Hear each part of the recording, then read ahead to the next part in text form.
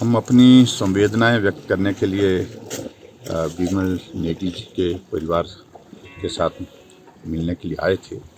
आज उनके परिवारजनों से मिलना हुआ है और इस दुख की घड़ी में ईश्वर उनको इस दुख को सहन करने की शक्ति दे, ऐसी हम प्रार्थना करते हैं।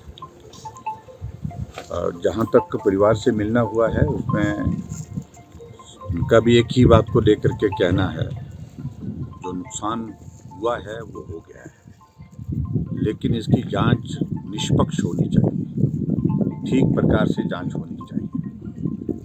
और जांच के लिए भी परिवार के लोगों का भी यही कहना है कि अगर सीबीआई से जांच करवाई जाए तो सारे प्रश्नों पर विराम होगा। परिवार के लोगों को भी इसमें निश्चित रूप से भरोसा मिलेगा और प्रदेश के लोगों को कॉरपोरेशन में जो कर्मचारी भी मांग कर रहे हैं उन लोगों की बात को लेकर के भी उनको भी लगेगा कि फेयर इन्वेस्टिगेशन की प्रोसेस हुई है। अभी जो सारे हालात हैं, हमने इस मामले को विधानसभा के अंदर एक बार नहीं अनेकों बार उठा लिया है। जब विमल नेगी जी नहीं मिल पा रहे थे तब भी हमने अपनी चिंता व्यक्त की थी, विधानसभा के अंदर अपनी बात कही थी, सरकार प्रयत्न करे, प्रयास करे उनको जल्दी तलाश करने की। एक ऑफिसर, ईमानदार ऑफिसर गायब हैं, गुम हैं, कई दिनों से नहीं मिल पा रहे हैं, इसमें सरकार गंभीरता से काम करे। और उसके पश्चात जब उनकी डेड बॉडी रिकवर हुई तो भी हमने कहा कि हमारी जो आशंकाएं थी, क्योंकि HPPCL में बहुत लंबे समय से हम देख रहे थे कि बहुत सारे कामकाज को लेकर के प्रश्न चिन्ह खड़े हो रहे थे, उनके कर्मचारी कर रहे थे, अधिकारी कर रहे थे और यहाँ तक के लोग भी कर रहे थे। और वो सारी चीज़ें जो है इस घटना के बाद जिस तरह से घटित होकर के हुई है, जहाँ विमल नेगी जी की मृत्यु हुई है, तो एक और बड़ा प्रश्न चिन्ह खड़ा करके चले गई है। और मैंने मुख्यमंत्री जी से इस बात के लिए निवेदन किया था विधानसभा के अंदर कि अगर सारी चीज़ों पर, सारी आशंकाओं पर विराम लगाना है तो इसकी सीबीआई जांच होनी चाहिए। लेकिन मुख्यमंत्री जी जवाब देने के लिए खड़े नहीं हो पा रहे थे और जब उठे तो मुझे बहुत अफसोस इस बात को लेकर के है कि जिस तरह के शब्दों का इस्तेमाल उन्होंने किया। ये भारतीय जनता पार्टी है, इनको हमेशा बात का बतंगड़ बनाने की आदत है। एक आदमी की ज़िंदगी चले गई, एक ऑफिसर की, ईमानदार ऑफिसर की ज़िंदगी चले गई और ऐसे शब्दों का इस्तेमाल मुख्यमंत्री से अपेक्षित नहीं होता है। और दूसरी बात, अगर सीबीआई की जांच अगर हम मांग कर रहे हैं तो वो हमारी अपनी कंजम्पशन के लिए नहीं है, सब लोग चाह रहे हैं। आखिरकार उस जांच को सीबीआई को ना देने की वजह तो बताएं। जब परिवार के लोग बोल रहे हैं, परिवार के साथ साथ में कॉरपोरेशन के एम्प्लॉयज़ बोल रहे हैं, पूरा समाज बोल रहा है, सब लोग बोल रहे हैं, तो जांच होनी चाहिए। और मैं उम्मीद करता हूं कि मुख्यमंत्री जी जो है सारे मामले को लेकर के सीबीआई जांच के आदेश देंगे ताकि फेयर इन्वेस्टिगेशन हो। अगर नहीं देंगे तो रास्ते हैं उसके बाद अपनी कानूनी लड़ाई लड़ने के लिए संविधान के अनुरूप जो है वो परिवार भी आगे बढ़ कर के कदम उठा सकते हैं और भी तरीके हैं। तो मुझे लगता है कि इस सारे मामले को दबाने का प्रयत्न नहीं करना चाहिए बेवजह। और अगर इस तरह से कोशिश करेंगे तो प्रश्न सरकार पर भी बहुत सारे खड़े होंगे और जो लोग इस सारे मामले में संलिप्त हैं उन सारी चीज़ों को लेकर के भी हमने बड़ा स्पष्ट कहा है कि वो जांच का विषय बनता है। और पर्टिकुलरली ऐसे अधिकारी को, चीफ इंजीनियर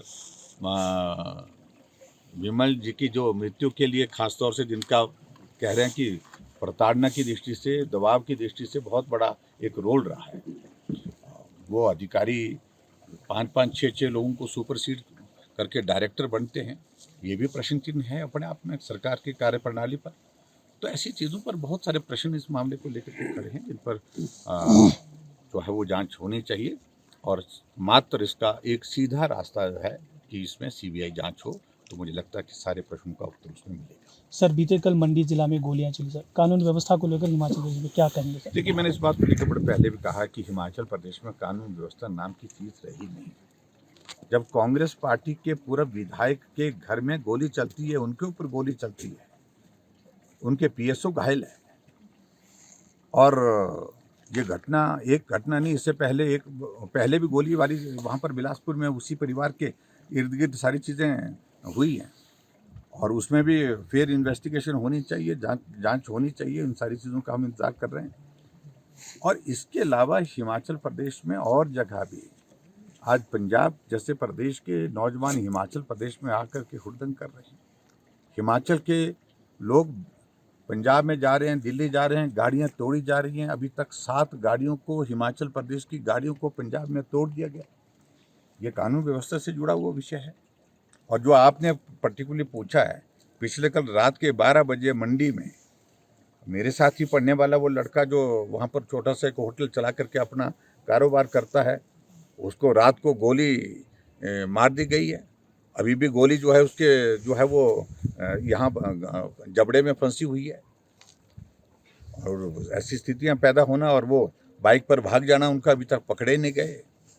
और जितना भी पैसे उसके वहाँ पर दिन भर के जो वहाँ पर दुकान में सेल का था, वो सारा पैसा उठा करके वो लड़के ले करके चले गए। तो ऐसी स्थिति मुझे लगता है कि कानून व्यवस्था की दृष्टि से एक बहुत बड़ा चिंता का विषय बना हुआ है। और मैं यही कहूँगा कि सरकार को गंभीरता से सारी चीज़ों को लेना चाहिए। इस देवभूमि हिमाचल प्रदेश को इस तरह से बर्बाद होने नहीं देंगे, ये हम सब का विषय बना। यदि वो अच्छे और ईमानदार ऑफिसर ना होते तो पूरा प्रदेश और पूरा उनका विभाग उनके साथ कदापि खड़ा नहीं होता।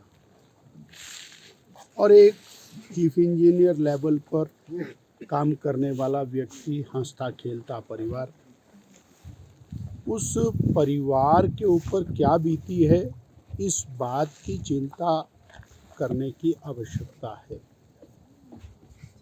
और इसके पीछे क्या वजूहात रही हैं, क्या कारण रहे हैं, उनको खोजने की बहुत सख्त ज़रूरत है। विभाग में गड़बड़ी है या फिर जो प्रोजेक्ट्स हैं उनके अंदर कोई बहुत सारे सवालात हैं। इसीलिए भारतीय जनता पार्टी ने एक स्पष्ट स्टैंड रखा है कि इस मामले में सीबीआई से जांच हो।